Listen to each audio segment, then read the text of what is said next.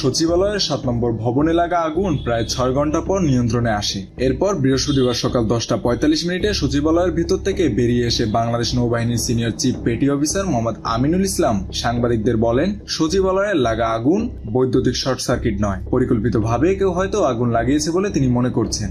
এমন ধারণা কেন হলো জানতে চাইলে তিনি বলেন, কারণ আগুনটা লেগেছে বিভিন্ন স্থান থেকে।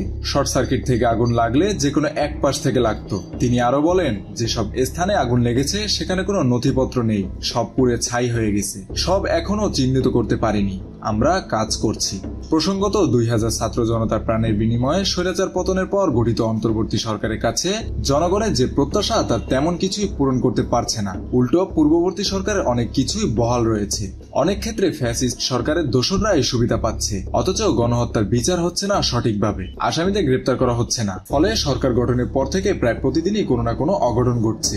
সর্বশেষ বাংলাদেশ প্রশাসনের প্রাণকেন্দ্র সচিবালয়ে অগ্নিকাণ্ডের ঘটনা ঘটেছে। এই ঘটনার পরেই কঠোর হুঁশিয়ারি দিয়ে মন্তব্য করলেন জাতীয় নাগরিক কমিটির মুখ্য সংগঠন ও জুলাই শহীদ স্মৃতি ফাউন্ডেশনের সাধারণ সম্পাদক সার্জিস আলম, স্থানীয় সরকার, পল্লী উন্নয়ন ও সমবায় মন্ত্রণালয়ের উপদেষ্টা আসিফ মাহমুদ ভুইয়া ও বৈষম্য বিরোধী ছাত্র আন্দোলনের আহ্বায়ক হাসনাত আব্দুল্লাহ। বৃহস্পতিবার দুপুর 12টার পর নিজের ভেরিফাইড ফেসবুক আইডি থেকে দেওয়া এক পোস্টে সার্জিস আলম বলেছেন, বিগত 16 বছরে আওয়ামী লীগের যারা চার্টার দল ছিল তাদের মধ্যে অন্যতম একটা অংশ এই আমলারা। এদের ওপর ভর দিয়ে হাসিনা এই দেশে তার ক্ষমতা কুক্ষিগত করেছিল। তিনি আরো লেখেন, যখনই বিপ্লবীরা হাসিনার অপকর্ম, চুরি, লুটপাট, দুর্নীতির দিকে নজর দিয়েছে, সেগুলোর বিরুদ্ধে তদন্ত শুরু করেছে, তখনই সচিবালয়ে ঘাপটি মেরে থাকা হাসিনার দালালেরা বিভিন্ন অপকর্মের ফাইলগুলোকে আগুনে পুড়িয়ে দিল।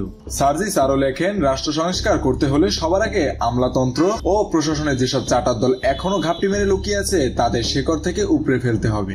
সবশেষে তিনি লেখেন, সাবধান করার সময় আর নেই। এর আগে বৃহস্পতিবার সকালে সামাজিক যোগাযোগ মাধ্যম ফেসবুকে নিজস্ব আইডিতে দেওয়া এক স্ট্যাটাসে সচিবালয়ে আগুনের ঘটনায় হুঁশিয়ারি দিয়ে পোস্টে উপদেষ্টা আসিফ মাহমুদ বলেন, স্থানীয় সরকার, পল্লী উন্নয়ন ও সমবায় মন্ত্রণালয়ের বিগত সময় হওয়া অর্থ লোপাট, দুর্নীতি নিয়ে আমরা কাজ করছিলাম। কয়েক হাজার কোটি টাকা লুটপাটের প্রমাণও পাওয়া গিয়েছিল। আগুনে কি পরিমাণ ক্ষয়ক্ষতি হয়েছে এখনো জানা যায়নি। তিনি বলেন, আমাদেরকে ব্যর্থ করার এই ষড়যন্ত্রে যে বা যারাই জড়িত থাকবে তাদের বিন্দু পরিমাণ ছাড় দেওয়া হবে না। অপরদিকে বৃহস্পতিবার সকাল 10:30টার দিকে নিজের ফেসবুক ভেরিফাইড আইডি থেকে বৈষম্য বিরোধী ছাত্র আন্দোলনের আহ্বায়ক হাসনাত আব্দুল্লাহ তার পোস্টে লিখেছেন, ফ্যাসিজমের এনাবেলদের বিরুদ্ধে অন্তর্বর্তী সরকারের উদারতা দেখানোর পরিণাম এই কপালপোড়া জাতিকে অনন্তকাল ভোগাবে। তিনি আরো বলেন, হাসিনার ঘি খাওয়া ফ্যাসিস্ট এনাবেলরাই এখন মানবাধিকারের আলাপ দিয়ে ফ্যাসিস্টদের পক্ষে সিম্প্যাথি গেইন বা সহানুভূতি অর্জন ক্যাম্পেইন চালাচ্ছে। এই ক্যাম্পেইন না থামাতে পারলে আপনি শেষ। আজকে আমলা, আগামীকাল অন্য কেউ। এদিকে আগুনের ঘটনায় তদন্ত কমিটি গঠন করা হয়েছে বলে জানিয়েছেন স্বরাষ্ট্র উপদেষ্টা লেফটেন্যান্ট জেনারেল অবসরপ্রাপ্ত মোহাম্মদ জাহাঙ্গীর আলম চৌধুরী। স্বরাষ্ট্র উপদেষ্টা বলেন, 6 তলা ভবনে আগুন লেগেছে, সেখান থেকে 8 এবং 9 তলায় আগুন ছড়িয়েছে। কি পরিমাণ ক্ষয়ক্ষতি হয়েছে তা এখনো জানা যায়নি। মেহেদী হাসান বাপ্পি, খুলনা গেজেট।